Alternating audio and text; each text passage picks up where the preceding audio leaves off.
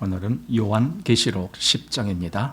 오늘 10장 1절로 해서 11절까지 말씀을 보고자 합니다. 요한계시록 10장 1절로 해서 11절 말씀 전체를 한번 우리가 보겠습니다. 자, 같이 읽겠습니다. 내가 또 보니 힘센 다른 천사가 구름을 입고 하늘에서 내려오는데 그 머리 위에 무지개가 있고 그 얼굴은 해 같고 그 발은 불기둥 같으며 그 손에 펴놓인 작은 책을 들고 그 오른발은 바다를 밟고 왼발은 땅을 밟고 사자에 부르짖는 것 같이 큰 소리로 외치니 외칠 때에 일곱 우레가 그 소리를 발하더라. 일곱 우레가 발할 때에 내가 기록하려고 하다가 곧 들으니 하늘에서 소리 나서 말하기를 일곱 우레가 발한 것을 인봉하고 기록하지 말라 하더라. 내가 본 바 바다와 땅을 밟고 섰는 천사가 하늘을 향하여 오른손을 들고 세세토록 살아계신 자 곧 하늘과 그 가운데에 있는 물건이며 땅과 그 가운데에 있는 물건이며 바다와 그 가운데에 있는 물건을 창조하신 이를 가리켜 맹세하여 가로되 지체하지 아니하리니 일곱째 천사가 소리 내는 날 그 나팔을 불게 될 때에 하나님의 비밀이 그 종 선지자들에게 전하신 복음과 같이 이루리라. 하늘에서 나서 내게 들리던 음성이 또 내게 말하여 가로되 네가 가서 바다와 땅을 밟고 섰는 천사의 손에 펴 놓인 책을 가지라 하기로 내가 천사에게 나아가 책을 달라 한즉 천사가 가로되 갖다 먹어버리라. 내 배에는 쓰나 내 입에는 꿀같이 달리라 하거늘 내가 천사의 손에서 작은 책을 갖다 먹어버리니 내 입에는 꿀같이 다나 먹은 후에 내 배에서는 쓰게 되더라. 저가 내게 말하기를 네가 많은 백성과 나라와 방언과 임금에게 다시 예언하여야 하리라 하더라.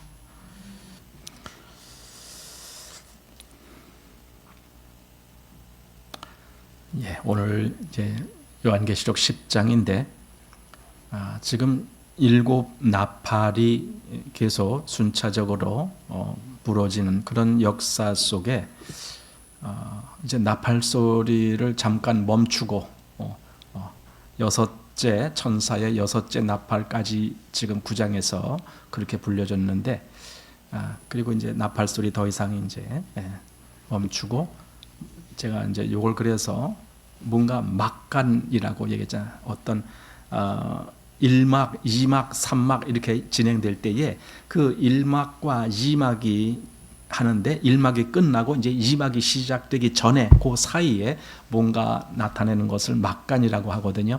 근데 지금 여기 모양이 이제 그렇게 된 겁니다. 그리고 일곱째 천사의 그 일곱째 나팔은 언제 부러지느냐 하면은 이 뒤에 11장 15절 말씀을 보니까 일곱째 천사가 나팔을 불매 이렇게 이제 이어지는 겁니다. 요 사이에 막간이 있습니다. 우리는 이 앞에서도 인을 뗄 때에도 그때에도 막간이 있었음을 압니다. 그때에도 여섯째 인까지 떼고 일곱째 인이 떼지기 전에 그 막간이 있었죠. 근데 지금 나팔도 동일한 그런 구조로 되어 있다라는 걸 보게 됩니다. 그래서 여기 10장 1절부터 11장 14절까지가 이제 막간인데 그 막간에 뭐가 나오느냐?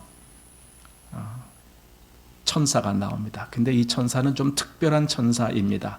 힘 있는 천사가 나오고 그 다음에 또 11장으로 가면은 두 증인이 나옵니다. 왜 이것을 그렇게 막간에다가 기록하게 하셨을까? 그 분명한 나름대로의 이유가 있을 것입니다. 그래서 우리가 지금 그런 것도 헤아려 보기를 원합니다. 자, 이 10장에는 구름을 입은 천사가 하늘에서 내려오는데 힘센 다른 천사다라고 그렇게 호칭하고 있습니다. 그리고 그의 손에는 펴놓인 작은 책이 있고 오른발은 바다를 왼발은 땅을 밟고 이렇게 서 있는 겁니다. 그리고 이 천사가 큰 소리로 외쳐서 뭔가를 이렇게 말하는 것을 여기서 그려주고 있습니다. 자, 그랬을 때에 과연 이 힘센 천사가 누군가? 이거 힘센 다른 천사가 누군가? 여기 이제 힘센 천사 요한계시록을 읽다 보면은 이 앞에서 한번 나왔어요. 그게 어디냐면은 5장 2절입니다. 5장 2절 보면은 또 봄에 힘있는 천사가 큰 음성으로 외치기를 누가 책을 펴며 그 인을 떼기에 합당하냐 하니 이렇게 나왔습니다. 이때 이제 힘 있는 천사가 큰 음성으로 말했다라는 걸 보는 거예요. 그런데 지금 10장에서는요 그 힘센 천사가 아니다라는 걸, 그래서 다른 힘센 다른 천사가 구름을 입고 이렇게 말하고 있는 겁니다. 그 워치만리의 요한계시록을 보다 보면은 거기에는 이렇게 말하고 있습니다. 이 힘센 다른 천사는 그리스도를 가리킨다. 그런데 그리스도를 가리키는 이유가 뭐냐? 접제로 한 7, 8가지를 이렇게 말을 했는데 이제 제가 납득하기 쉬운 것만 여러분들에게 말씀드리는 겁니다. 여기서 주님은 구약 배경으로 돌아가셨다는 것을 보여주려고 천사로 나타나셨다. 사실 구약의 시대에도 주님은 계셨어요. 이 땅에 오시기 이전에도 주님은 계셨어요. 그러나 그때는 우리가 아는 그 예수님으로 계신 것은 아닙니다. 그래서 그때에 사람들 앞에도 사실 우리가 보였다라고 생각되는데 그때에는 천사의 모습으로 보였다 이렇게 얘기합니다. 여러분, 이건 낯선 것이 아닙니다. 사실은 하나님도 때로는 사람들에게 일부러 보여주십니다. 자신을 보여주시는데 사실 우리가 알듯이 하나님은 어느 누구에게 하나님 그대로를 보여주실 수가 없어요. 왜냐하면 그 사람이 견디지 못하죠. 그래서 뭔가 다른 모양으로 보여주시는 거죠. 그게 천사입니다. 아브라함이 그 가나안 땅에 있을 때에 소돔성을 멸하려고 천사가 데려오죠. 세 천사가 오는데 그 중에 한 천사를 하나님이라고 호칭합니다. 두 천사가 나중에 이제 소돔으로 가서 롯의 집에 갑니다. 하지만 그 한 천사, 즉 하나님으로 호칭이 되는 한 천사는 아브라함하고 그냥 같이 있습니다. 하나님도 이렇게 천사의 모습으로, 그래서 세 사람이 섰다라고 이렇게 말했는데 예수님도 구약에 얼마든지 그렇게 할 수가 있습니다. 우리가 누굽니까? 아브라함이 소돔이 나중에 이렇게 다른 이민족에게 붙잡혀서 다 잡혀갔을 때 아브라함이 가서 찾아오잖아요. 그때 소돔 왕이 와서 맞아 주었지만은, 그러나 소돔 왕은 중요한 것이 아니라 또 누가 왔다고요? 살렘 왕, 그죠? 근데 그 살렘 왕은 누구냐? 몰라요. 왜냐하면 그 사람은 족보도 없고 난 날도 없고 또 죽을 날도 없는, 그러니까 그야말로 영원히 존재하는 그런 제사장, 하나님의 제사장으로 거기 계신 분이다. 그래서 우리가 볼 때 추측컨대 그분이 예수님이신데 그분이 구약에 그렇게 나타나셨다, 이렇게 이제 추측하는 겁니다. 그렇지만은 단정하지는 못합니다. 왜냐하면은 성경에는 그냥 그를 살렘 왕이라고 표현했기 때문에. 마찬가지로 여기서도 지금 천사라고 말한 것은 예수님을 뜻하는 것 같은데, 이게 구약의 수준, 구약의 위치로 다시 돌아간 그 위치를 지금 보여주는 것이기 때문에, 그래서 이렇게 천사라고 말하지 않았나, 이렇게 지금 워치만리는 말하고 있습니다. 또 두 번째, 구름을 타고 오신 것이 아니라 구름을 입고 오신 것이다. 그러니까 구름을 타고 오신다라는 말은 그건 이제 마지막 재림하실 때의 모습이고, 여기 구름을 입고 오셨다는 것은 아직 그 영광의 때가 온 것이 아니기에 그 신비한 모습에 머물러 있는 그 모습으로 오신 것이다. 그래서 구름을 입고 오신 것이다. 이렇게 얘기를 합니다. 그래서 그 머리 위에는 또 무지개가 있었다라는 걸 보게 됩니다. 또 2절에 보면은 오른발은 바다를, 왼발은 땅을 밟고 있다라는 겁니다. 그리스도가 하나님의 그 거룩하심과 공의로우심으로 이 세상을 심판하시는 것을 뜻한다. 이 땅을 밟는다는 것은 정복한다라는 의미가 있거든요. 그러니까 땅과 바다를 다 정복하는 거예요. 신명기 11장 24절에 보면은 거기 이제 예로 그런 말씀이 있습니다. 너희가 발바닥으로 밟는 곳은 다 너희 소유가 되리니, 이런 말씀이 있습니다. 그러니까 발로 밟는다라는 것은 그 주권을 차지한다라는 의미가 있는 겁니다. 그래서 이 천사가 한 발은 바다를, 또 한 발은 땅을 밟고 있다. 이 땅과 바다를 다 주관하고 계신다. 이제 그런 의미도 되는 겁니다.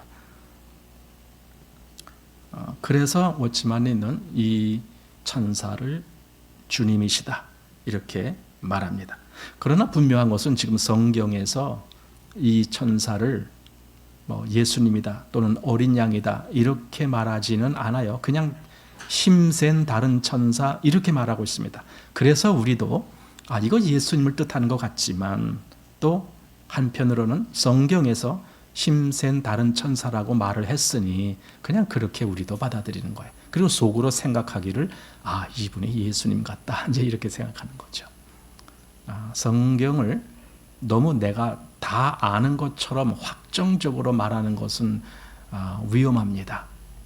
왜냐하면 많은 사람들이 이런 실수를 범했기 때문에 그럽니다. 우리 앞에 많은 신앙인들 보면은 그들 중에 어떤 사람들은 아주 자기가 이걸 자세히 알고 있다라는 식으로 말을 했는데 나중에 그것이 거짓으로 발견될 때가 있지요. 그러면은 어떻게 그걸 감당을 못하는 거예요. 다시 수습이 안 되는 거예요.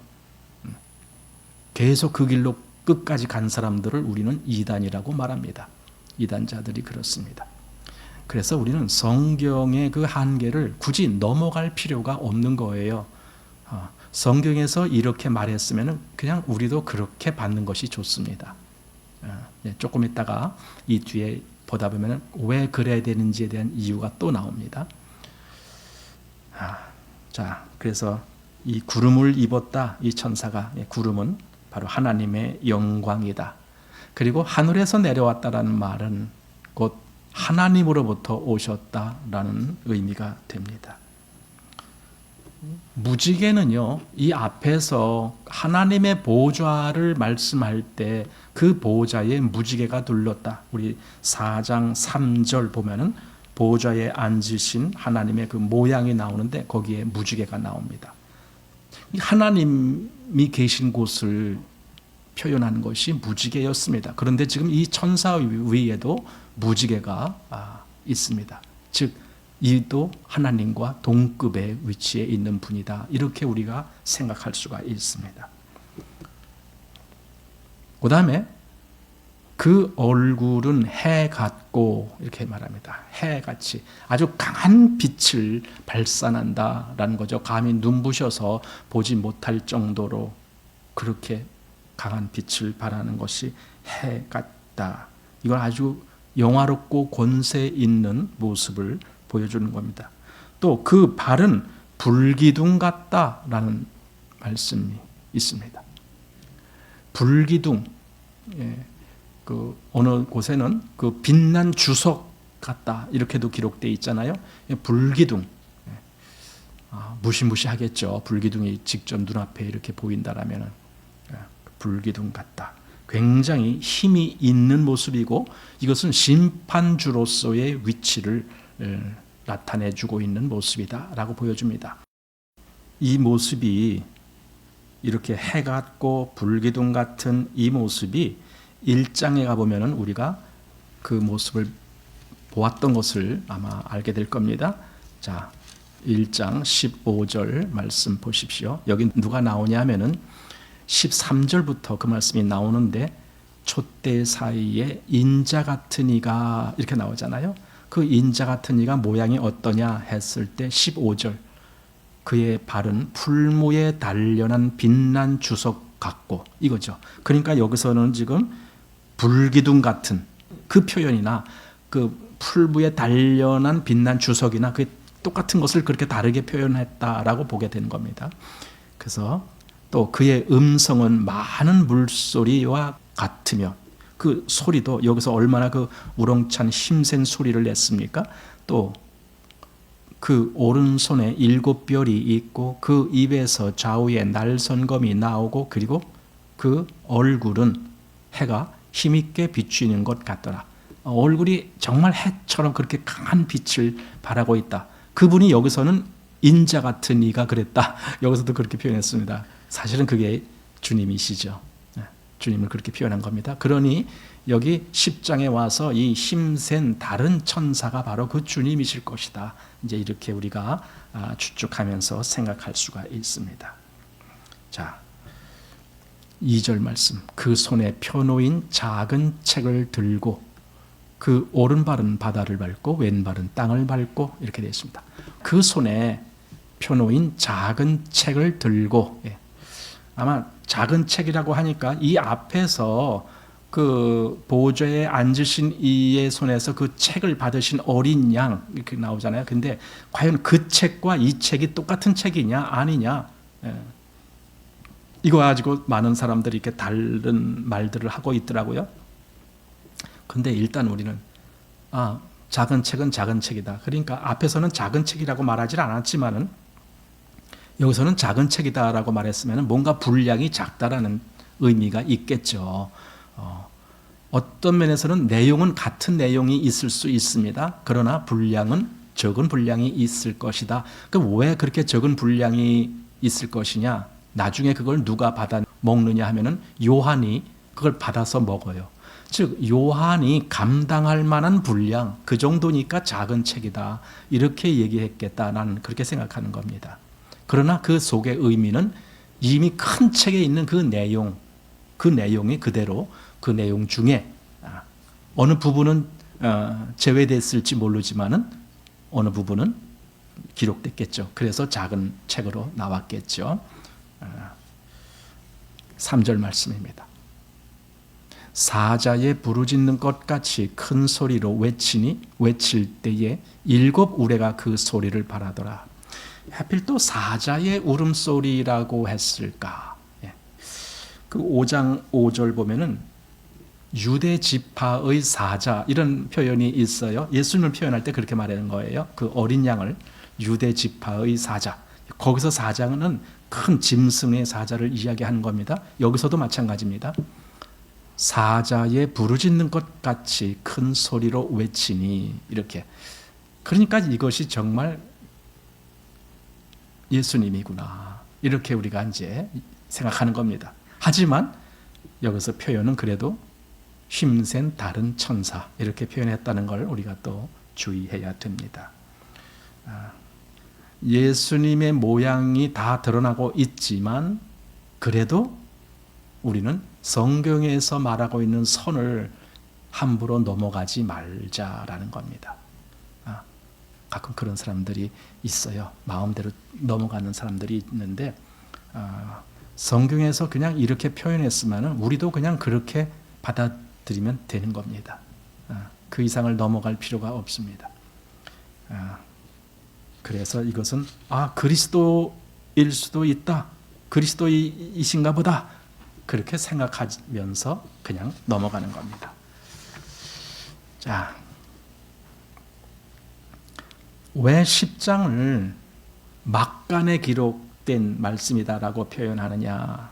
좀 앞에와 비교해 보면은 앞에 그 7인이 이야기될 때에 6장 마지막에 보면은 하나님의 그 진노 앞에 과연 누가 서리요라고 이렇게 그 진노를 감당할 자가 누구냐 이런 질문을 던지고 6장의 그 6째 인을 마지막에 그렇게 표현합니다. 그런데 7장에 딱 넘어오니까 그게 바로 막간이었거든요. 거기에 14만 4천인이 나오는 겁니다.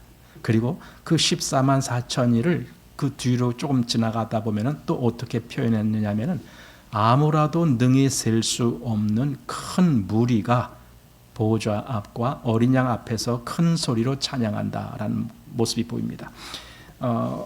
그러니까 누가 그 앞에 서리요? 누가 과연 하나님 앞에 설 수가 있느냐 했는데 성경은 서는 사람이 있습니다. 그가 누군가? 여기 14만 4천처럼 하나님의 인을 맞은 사람인데 그가 나중에 보니까 아무도 셀 수 없는 큰 물이다. 그래서 14만 4천은 이것은 많은 수에 대한 상징적인 의미가 있다라는 것을 제가 그때 다 설명해 드렸습니다. 그래서 여기 바로 그 아무라도 능히 셀 수 없는 큰 무리가 그들이 하나님 앞에 서는 거예요. 왜냐하면 성경은 그들이 보좌 앞과 어린 양 앞에 섰다라고 말하고 있기 때문에 이렇게 뭔가 막간에 새로움을 이렇게 즉 그 막간을 이야기할 때는 교회가 딱 등장하는 거예요. 그러니까 6장까지는 누가 서리요? 그건 일반 세상을 두고 하는 말이고 7장에 오니까 여기 딱 섭니다. 그 누구라고요? 그게 교회입니다. 교회가 이렇게 서는 겁니다. 그리고 여기 지금 9장까지 여섯째 천사가 나팔을 부는 그까지 쭉 돼 있습니다. 그게 9장 13절에 나옵니다. 여섯째 천사가 나팔을 불매 하면서 그리고는 또다시 이제 잠시 멈추고 막간에 어떤 말씀이 나오는 겁니다. 그런데 9장 마지막에 뭐라고 되어 있습니까? 21절 보면은 그 살인과 복술과 음행과 도적질을 회개치 아니하더라. 그러니까 회개하지 아니한다. 이게 세상 사람들이죠. 그러나 진짜 하나님 앞에 회개한 사람들이 나온다. 그게 우리가 보는 이 막간에 기록된 사람들입니다.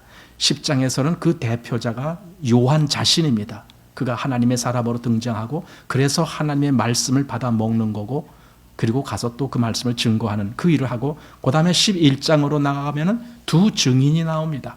이것이 전부 믿는 자의 어떤 대표적인 모습을 드러내고 있는 겁니다. 그러니까 이렇게 회개치 아니한다라는 것으로 이제 9장 마지막에 그렇게 끝났다면 10장에 와서 아니다. 진짜 회개한 사람들은 여기 있다. 그 모습이에요. 그리고 다시 또 이제 7번째 천사가 7번째 나팔을 부는 그런 모습으로 이어지는 겁니다. 이제 다시 또 여기 10장 앞부분을 보면은 아까 그 발이 불기둥 같은데 그 바다와 땅을 이렇게 밟고서는 사실 생각해 보세요. 한 발은 바다를 밟고 한 발은 땅을 밟았다면 그 형상이 얼마나 큰 형상일까? 어마어마하게 큰 어떤 형상으로 나타나지 않았을까? 그래서 힘센 천사, 엄청 큰 천사, 그렇게 아마 표현한 것 같습니다. 그런데 이 불기둥이라는 것이 구약에도 나오죠. 우리 출애굽기에 보면은 이스라엘이 애굽에서 나올 때 그때 이제 이 불기둥이 물론 가나안 땅 들어가기 전까지 이렇게 불기둥, 구름 기둥이 인도했지만 그 인도하는 일도 한 그 불기둥이 어떤 때는 애굽 군사가 이스라엘을 쫓아왔을 때 그 중간에서 탁 막아서 애굽 군대의 진노를 내리는 그래서 그 홍해에 다 몰사하게 하는 그런 일도 하게 하는 그 역사가 있었죠. 그러니까 이 불기둥이라는 것이 하나님의 백성들에게는 그 보호하는 손길이지만 다른 사람들에게 그 이방인들에게 사단의 세력에게는 진노의 모습 이것이 불기둥이다. 무지개도 마찬가지입니다. 무지개는 우리가 노아 홍수 이후에 하나님이 그 무지개를 보이시면서 뭔가 다시는 이런 물의 심판을 너에게 내리지 않겠다라는 은혜의 약속이거든요. 무지개가 바로 그런 모습이 이때도 그것을 나타내고 있다. 그래서 하나님의 심판과 또 하나님의 그 은혜의 보호하심을 보여주는 것이 그 불기둥 같은 그 다리 그리고 그 위에 있는 무지개 이렇게 보게 되는 겁니다. 자, 4절 말씀 보겠습니다. 7 우레가 발할 때에 내가 기록하려고 하다가 곧 들으니 하늘에서 소리 나서 말하기를 7 우레가 발한 것을 인봉하고 기록하지 말라 하더라. 7 우레 그러니까 이 큰 힘센 다른 천사가 뭔가 말을 하니까 외치니까 그때 7 우레가 발하였다. 우레라는 것은 말 그대로 천둥 소리 이런 것이 우레인데 7 우레라고 했어요. 그 7번이 아니고 7 우레. 이걸 헷갈리면 또 안 됩니다. 7번 우레가 울렸다가 아닙니다. 7 우레라는, 그러니까 이 우레에 아주 완벽한 우레 소리가 나왔다, 지금 그 소리입니다. 7 우레가 나왔는데, 그런데 우리말에는 그냥 7 우레가 바라더라 이렇게 바란다라는 말이 돼 있어요. 그러나 이제 영어 버전 이렇게 보면은 7 우레가 말을 내다 그렇게 돼 있어요. 말, voice라고 돼 있습니다. 말소리. 그래서 그 말에 무슨 말이 나온 거예요. 그러니까 이 7 우레라는 이 완벽한 어떤 우레를 통해서 어떤 말이 꽝 하고 선포되는 거예요. 알아들을 수 있는 말. 그래서 그 말을 요한이 기록하려고 빨리빨리 이렇게 저거 되게 중요한 건가 보다 하고 막 기록하려고 했더니 소리가 기록하지 말아라. 그리고 임봉해라. 이렇게. 왜냐하면 기록하면은 뭐예요? 이제 가서 다 전할 거 아닙니까? 기록한 거는. 그러니까 그러지 말고 이건 놔둬라. 가끔 우리가 하나님으로부터 오는 어떤 분량들이 있는데 우리가 가끔은 놔둬야 될 분량들이 있어요. 그거 다 기록하는 게 다가 아니에요. 해석도 내가 성경을 다 해석해야 된다 그런 거 아니에요. 놔둘 건 그냥 놔두면 돼요. 하나님이 우리에게 사람마다 다르게 나는 역사한다라고 보게 됩니다. 어떤 사람들에게는 뭐 이런 분야, 어떤 사람들에게는 저런 분야에 아주 더 특화된 그런 것 있죠. 가끔 이렇게 설교를 들어보면은요, 어떤 목사님은 참 이런 설교를 잘해. 또 어떤 목사님은 또 저런 설교를 잘해. 그 분야가 달라요. 가끔 보면은 그 사람의 분량입니다. 하나님이 그 사람에게 그쪽을 더 많이 볼 수 있도록 그렇게 해주신 거라고 저는 봅니다. 그럼 모든 목사가 다 똑같은 설교하면 안 돼요. 어떤 목사가 저런 설교하니까 나도 저런 설교해야지. 그러면 안 되는 거예요. 그 목사에게는 그것이 아주 특화됐고 하나님이 그에게 더 큰 은혜로 그것을 보게 해주셨다. 그런데 나는 아니다. 그럼 나는 내게 주신 분량, 나는 그걸 봐야 되는 거예요. 이것이 겸손한 거고, 여기 사도 요한이 그것까지도 다 기록하려고, 그 우레가 바란 그 소리도 다 기록하려고 했는데 기록하지 말아라. 그냥 임봉해 둬라. 이렇게 말합니다. 임봉한다는 것은요, 현재 그걸 알지 않아도 된다. 때가 되면 다 그것도 이루어질 건데 지금 굳이 그럴 필요가 없다. 그냥 내버려 둬라. 뭐 그런 의미가 있습니다. 자, 그래서 인봉한다. 우리 다니엘서에 보면은 다니엘 때에도 지금 요한계시록은 다니엘이나 또는 에스겔이나 그 구약의 성경하고 많이 이렇게 겹치는 부분들이 있어요. 그것은 사도 요한이 그 기록할 때 그 표현을 아마 다니엘이나 에스겔에 있는 그 말씀의 그 표현을 빌어서 그렇게 한 것 아닐까 이런 생각도 하게 하는데, 한번 다니엘 8장 말씀을 보십시다.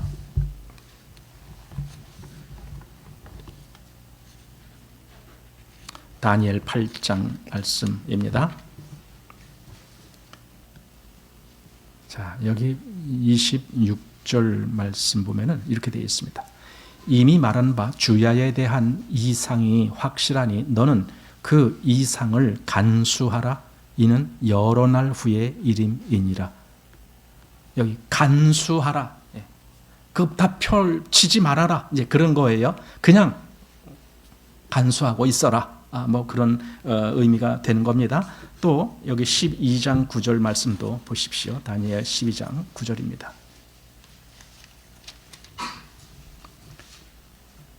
그가 가로되 다니엘아 갈지어다 대저 이 말은 마지막 때까지 간수하고 봉함할 것임이니라. 이렇게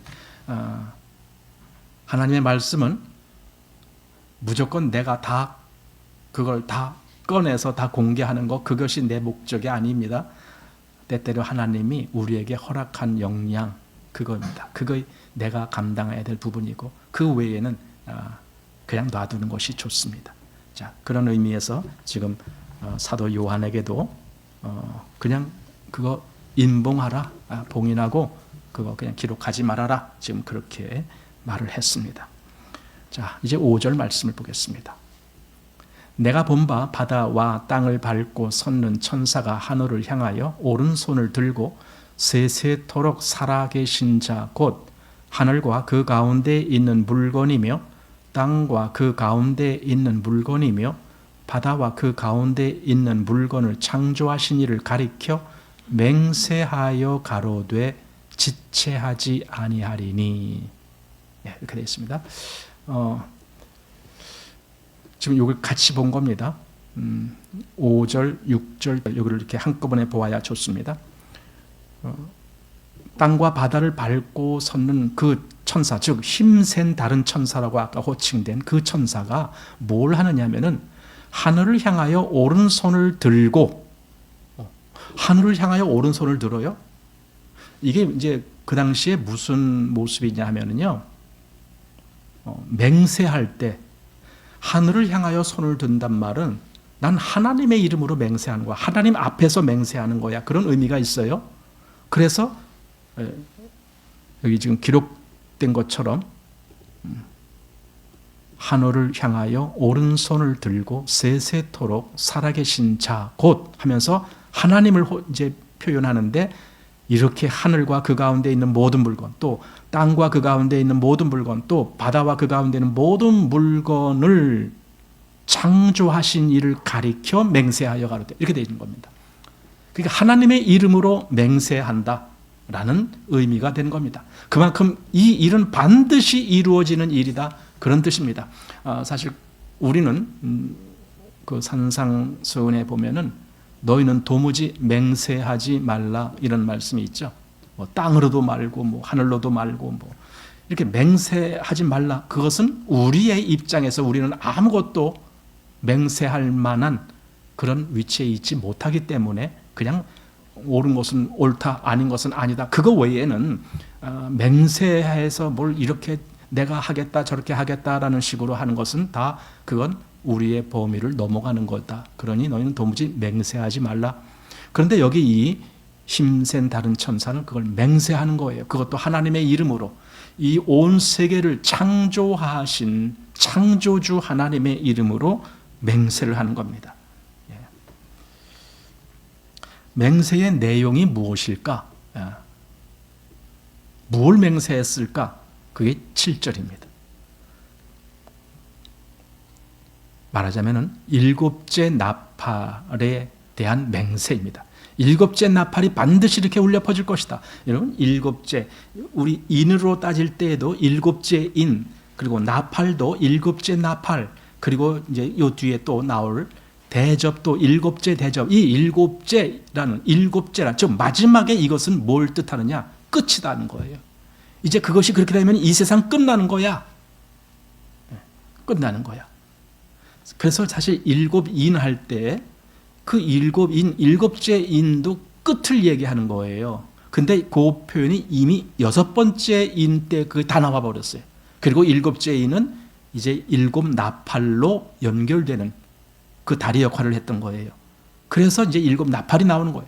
이제 일곱째 나팔의 모든 것이 끝난다 하는데 그 끝나는 그 속에 대접이 있는 거예요. 그러니까 보세요. 여기 일곱 인이 쭉 있습니다. 여기가 끝입니다.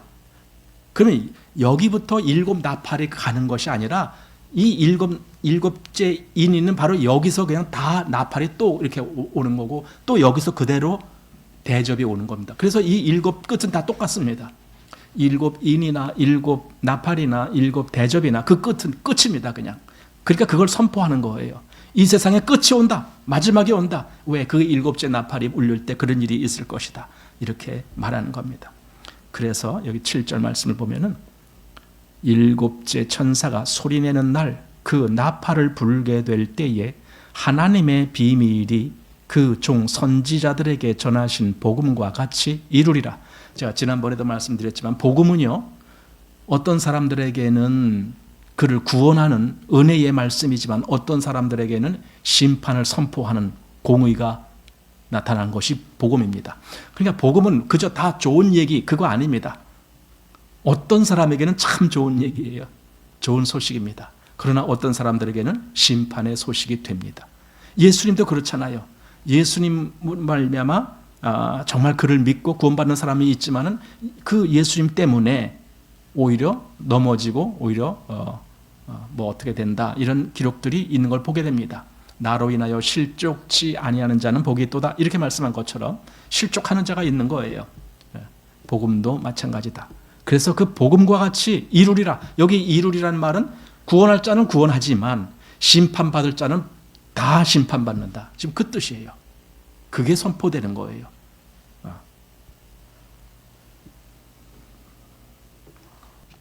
자, 그런데 이제 그렇게 할 때에 8절 말씀 보십시오. 하늘에서 나서 내게 들리던 음성이 또 내게 말하여 가로되 내가 가서 바다와 땅을 밟고 섰는 천사의 손에 펴 놓인 책을 가지라 하기로.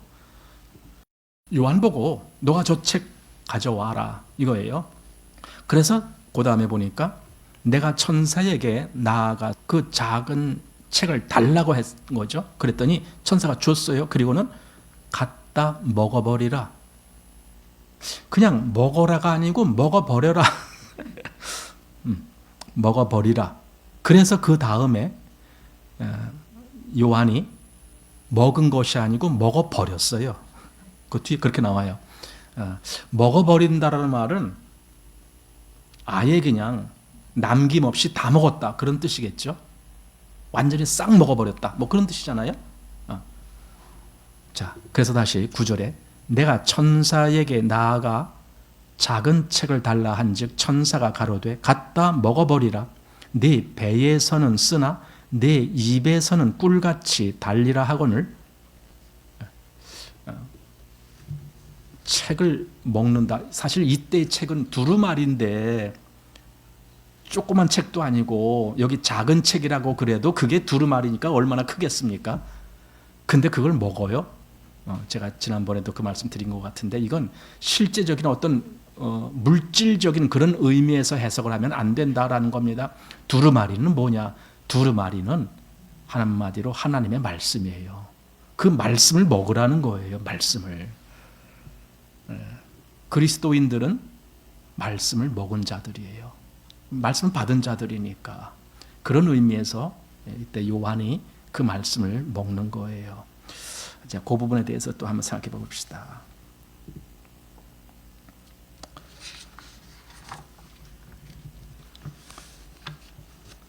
(1절에도) 그 힘센 천사, 그리고 (5절에도) 그 천사, 그리고 그 뒤에 그 천사가 이제 하늘을 향해서 손을 들고 맹세하는 모습, 그리고 그 천사의 손에서 그 책을 달라 그래서 계속 천사 나옵니다. 하지만 여기 주인공이 천사가 아닙니다.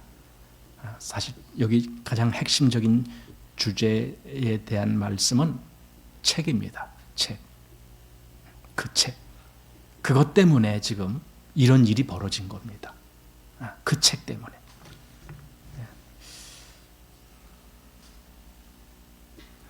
일곱째 천사의 그 나팔이 울려 퍼질 때, 그 7절 말씀에 그랬잖아요. 하나님의 비밀이 그 종 선지자들에게 전하신 복음과 같이 하나님의 비밀, 우리는 하나님의 비밀이 즉 우리가 알지 못하는 그 역사가 많다는 걸 우리가 알아야 됩니다. 우리가 하나님을 다 아는 거 아니잖아요. 우리는 하나님을 다 안다라고 말할 수가 없어요. 하나님이 우리에게 알려주신 부분만 아는 거예요. 우리에게 알려주신 부분만. 그리고 너무 그래서 추측하거나 너무 이렇게 좀 과장하거나 이런 것은 좋은 것이 아닙니다. 성경 해석할 때에는 그냥 하나님이 내게 보여주신 그 수준에 있는 것이 좋습니다. 어떤 때는 잘 안 보여주실 때가 있겠죠. 그러면은 아직 내 분량이 그런 말씀을 받기에 부족한가 보다. 그냥 그렇게 생각하면 돼요.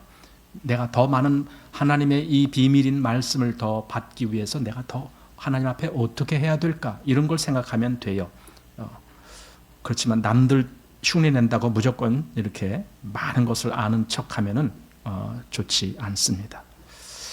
그런데 이제 여기 결국은 이게 지금 6절에 뭐라 하냐면 지체치 아니하리라 이런 말씀이 있잖아요. 지체하지 아니하리니. 그러니까 이제 뭔가 임박했다. 즉 그 일곱째 천사의 나팔이 울릴 그때가 임박했다. 즉 마지막 종말이 임박했다 이 말입니다. 그래서 지체하지 아니하리니 이렇게 했습니다. 종말의 임박. 하나님의 비밀이 다 이루어지는, 이게 더 이상 하나님이 그냥 비밀로 간직하고 가는 것이 아니라 이제는 그 마지막 때 모든 걸 다 쏟아내시면서 하나님의 비밀이었던 것들이 다 드러나고, 그래서 심판이 이루어지고 그리고 영원한 하나님의 나라가 또 이어지고, 이런 것들을 다 이루신다라는 의미입니다. 다니엘도요, 그 마지막에 대한 그 계시를 받았고, 그 마지막 계시를 받았을 때 어떠하라는 말씀이 있는데 한번 보십시오. 다니엘 12장 말씀입니다. 다니엘 12장 6절 말씀 보시기 바랍니다. 그 중에 하나가 세마포 옷을 입은 자 곧 강물 위에 있는 자에게 이르되 이 기사의 끝이 어느 때까지냐 하기로 내가 들은즉 그 세마포 옷을 입고 강물 위에 있는 자가 그 좌우 손을 들어 하늘을 향하여 영생하시는 자를 가리켜 맹세하여 가로되, 이 모습이 조금 아까 본 모습이랑 비슷하죠. 조금 아까 그 힘센 또 다른 천사가 오른손으로 하늘을 가리키면서 맹세한 그거랑 지금 여기 똑같습니다. 가리켜 맹세하여 가로되 반드시 한때 두때 반때를 지나서 성도의 권세가 다 깨어지기까지니 그렇게 되면 이 모든 일이 다 끝나리라 하더라. 그러니까 다니엘도 이 세상의 그 마지막 때가 오고 있는 것을 그걸 안 거예요. 그걸 계시받은 거예요. 그렇게 끝난다라는 걸 알았습니다. 그런데 그래도 적어도 이때는요 여유가 있습니다. 한때, 두때, 반때가 지나는 거예요. 그것이 지나야 끝이 오는 거예요. 그런데 우리가 지금 본 요한계시록에서는요 한때, 두때, 반때가 없어졌어요. 여기서 뭐라고 그랬어요? 지체하지 아니하리니. 이제는 지체할 여유가 없습니다. 그러니까 다니엘 때와는 비교할 수 없을 만큼 지금 사도 요한 때는 아주 그 끝날이 아주 코앞에 와 있는 거예요. 코앞에 와 있어요. 그래서 요한이 이런 걸 말씀을 기록할 때부터 세상은 종말이라고 하는 겁니다. 이 세상의 종말, 마지막 때다, 이렇게도 이야기하는 겁니다.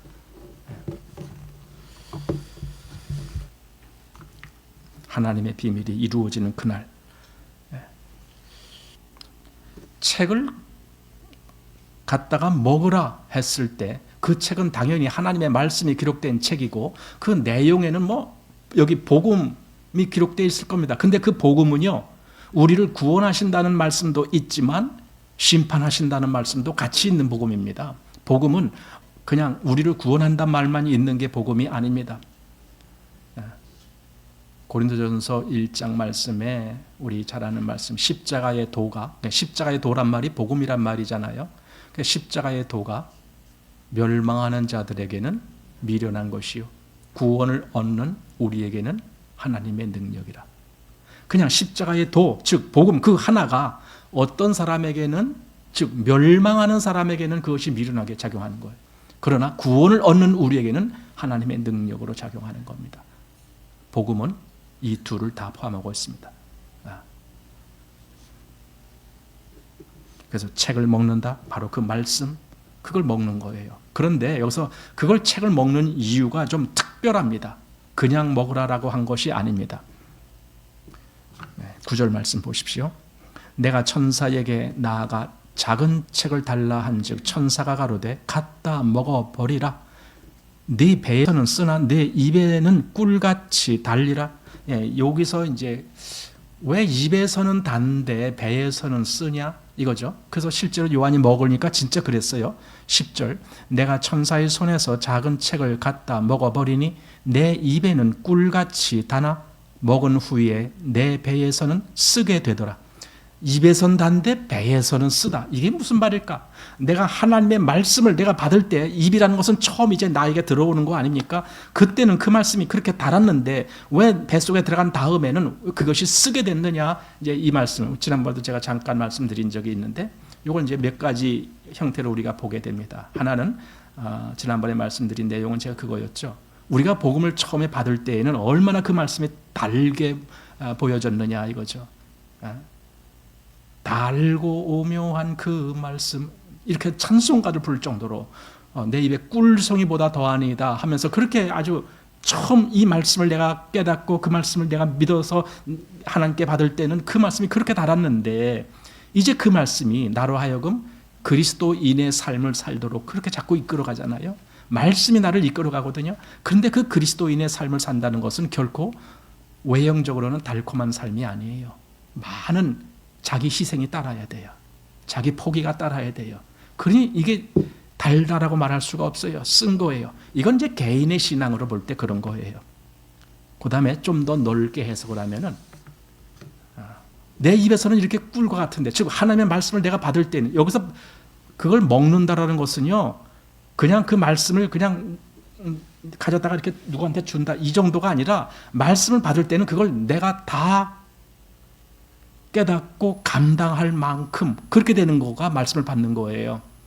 내가 그걸 믿지 못하고 감당치 못하면 그건 내 말씀 아니에요. 그거는 내가 먹는다라는 것은 완전히 내 걸로 만든다는 거거든요.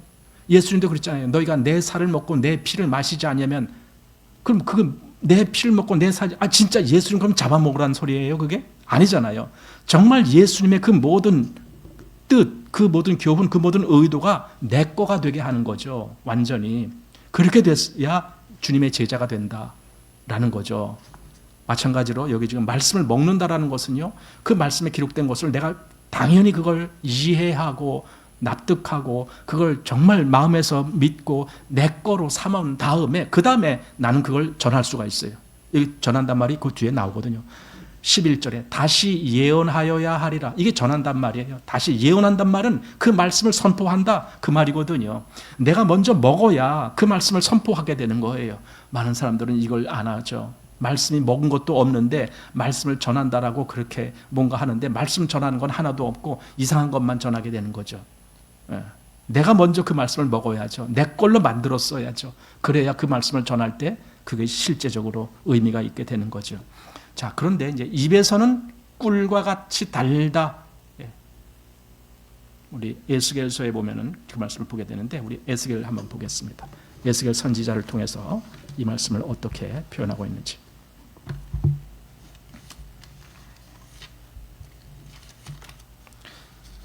에스겔 2장 말씀 먼저 보겠습니다.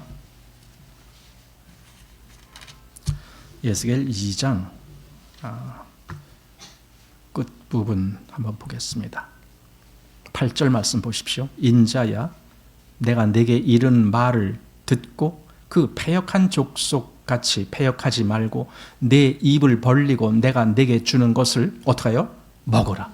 지금 똑같은 경우예요. 지금 사도 요한의 경우나 에스겔의 경우나 먹으라 하시기로, 내가 보니 한 손이 나를 향하여 펴지고 그 손에 두루마리 책이 있더라. 그가 그것을 내 앞에 펴시니 그 안팎에 글이 있는데 애가와 애곡과 재앙의 말이 기록되었더라. 여기서 에스겔이 바로 그 말을 한 거예요. 거기에 기록된 말이 뭐냐? 여기서 애가, 애곡, 재앙. 그러니 이게 얼마나 쓴 말씀이 되겠느냐 이거예요. 에스겔에게는 그랬습니다. 자, 그래서 그 다음 3장, 에스겔 3장입니다. 그가 또 내게 이르되, 인자야, 너는 받는 것을 먹으라. 너는 이 두루마리를 먹고 가서 이스라엘 족속에게 고하라. 아까 요한의 경우도 똑같은 거예요. 다시 예언하여야 하리라. 그 말처럼 이걸 먹고 가서 고하라. 네가 먹어야 그걸 고한다. 그 말씀을, 그 표현입니다. 그러니까 한마디로 말씀을 정말 내가 바르게 받아야 그 말씀을 전하게 된다. 그거거든요. 그걸 여기서 먹는다라고 표현한 거거든요. 그래서 고하라 하시기로, 내가 입을 벌리니 그가 그 두루마리를 내게 먹이시며 내게 이르시되, 인자야, 내가 내게 주는 이 두루마리로 내 배에 넣으며 내 창자에 채우라 하시기에, 내가 먹으니 그것이 내 입에서 달기가 꿀 같더라.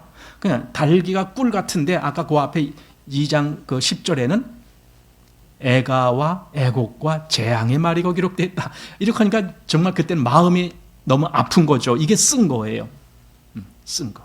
이렇게도 본다라는 거예요. 아까 제가 이제 개인적으로 그 말씀을 받을 때의 그 기쁨과 그리고 그 말씀에 의해서 내가 그리스도인의 삶을 살 때의 그 많은 그 어떤 그 내가 포기해야 될 이런 면들이 많다라는 걸 그걸 들어서 쓰다라고도 표현했지만 이렇게 그 말씀을 받고 내가 전할 때 거기에 많은 애가, 애곡, 뭐 재앙 이런 것들을 그것도 같이 전해야 되잖아요. 그러니까 쓰다. 이렇게도 보고 그다음에 또 있습니다.